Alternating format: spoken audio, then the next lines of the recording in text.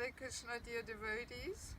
Please accept my humble obeisances. Vanchakalpatu Vishakapasinavyevata Patitanam Pavanebhyo Vaishnavebhyo Namo Namaha. So thank you very much for giving me the opportunity to say a few words on the occasion of your celebration in Riga. So I am at the moment on my tour around North America, and specifically I'm now in Phoenix in Arizona.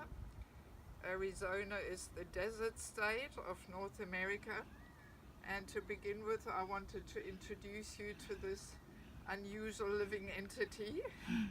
He has been standing here in this body for more than 100 years. So, it's quite funny to see Krishna has so many humorous ways of giving us opportunities to take birth in different species of life. And even into this hidden corner of the world, Krishna Consciousness has come. We have a nice temple here with Radha Krishna deities and lots of enthusiastic and eager devotees. So this is where I am at the moment. So let me share a few thoughts about the time I spent in Riga.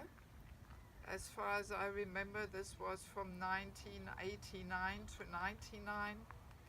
I actually was quite a young devotee at the time. I was only 4 years in the movement, and I can definitely say this was a most wonderful time in my life. I had this nice challenge, to absorb my mind in making all kinds of wonderful plans, how to serve the devotees, and it really gave me a wonderful opportunity to actually develop myself in Krishna consciousness.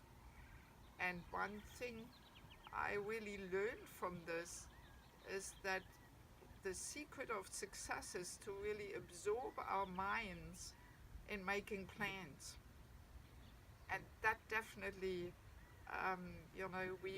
we received there this opportunity because we started from nothing. When we came there, we did not have a building, we did not have deities, we did not have spices, we did not have saris. We actually had absolutely nothing. And this was just such a challenge in pioneer work. And I have learned so many things which are now very valuable in my humble preaching efforts. So I really would not want to miss a single day of this time. And when we make plans, so many of these plans may not come through. Krishna may have different plans. So we need that detachment, that we are always ready to adjust our plans to Krishna's plans. So that requires detachment. So many things may be worked out completely differently than I was hoping for and planning for. And I learned this lesson that whenever some doors are closing, so many other doors open. And like that, we are always moving forward. We are not becoming stagnant. There's no place for complacency setting in and indifference. But by making these plans with deep absorption, Krishna arranges so many other opportunities in our life. So this is really what I learned for myself in those days. And of course, there's so many things one can say or I could share. Actually, I often regret that I didn't even keep a diary in that time. Now I'm writing a traveling diary. But in those days, I didn't even realize what a historic moment I was involved in, establishing the first more organized temple in the former Soviet Union. I did not realize I was such a young devotee. But there's two things I would simply like to remember at this occasion here. First of all, the way we got this building. I mean, this was quite an amazing thing. Guru Tama Prabhu and myself, we just had this deep desire of finding some facility for the devotees. And what we did is, we actually went all the different tram lines and trolley bus lines through the whole city.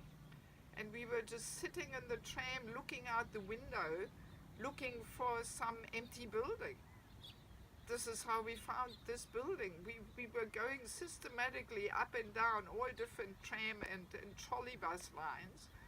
And then we saw this building there in Christian Baron Street, and the roof was burned out, it was empty. So we thought, okay, this looks like a great building. So, and then we walked in and we talked to this Mr. Geilitz and so on. So this is the history behind it. Again, a good example of how Krishna arranges, how Krishna reciprocates when we simply have this burning desire to serve. And then so many things are being arranged, and Krishna actually uses us as an instrument. So I never forget that situation, how we actually got this building. So, and then we just moved in and we repaired and this and that, even though we didn't even have permission to be in this building, but that's a whole long other story.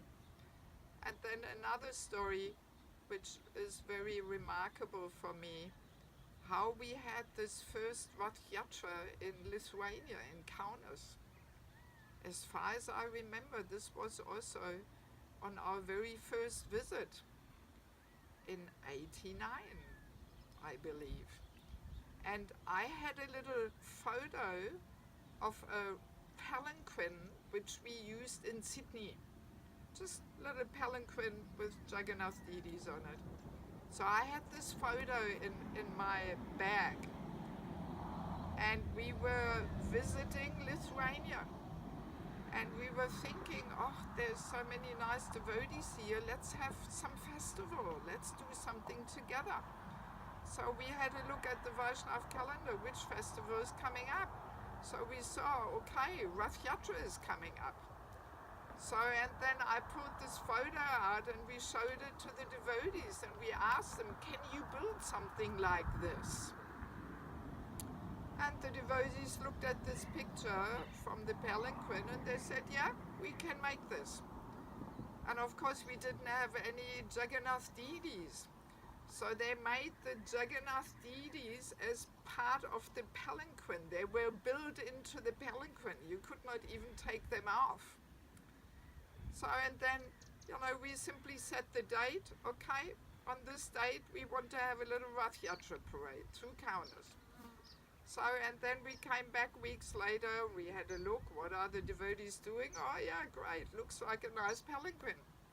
So, and then coincidentally, of course there is no coincidence, so by Krishna's divine arrangement, Prabhu Vishnu Prabhu came on that date to Kaunas.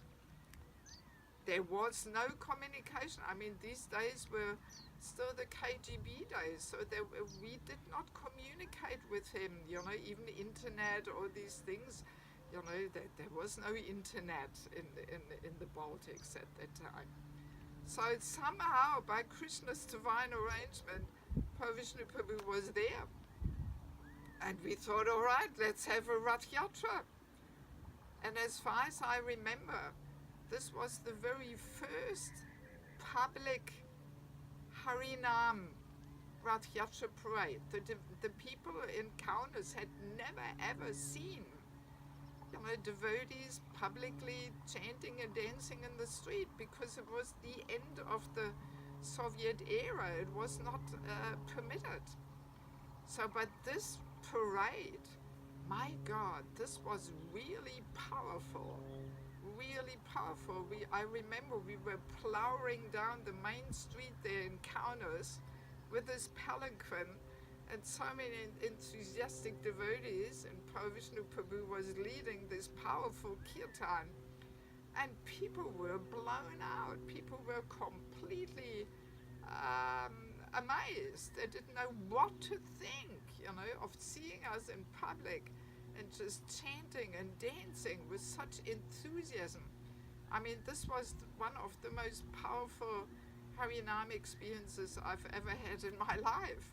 you know, I could really feel how Lord Chaitanya and Prabhupada must have been so pleased that people in this part of the world, they were hearing the holy name and seeing the forms of Jagannath.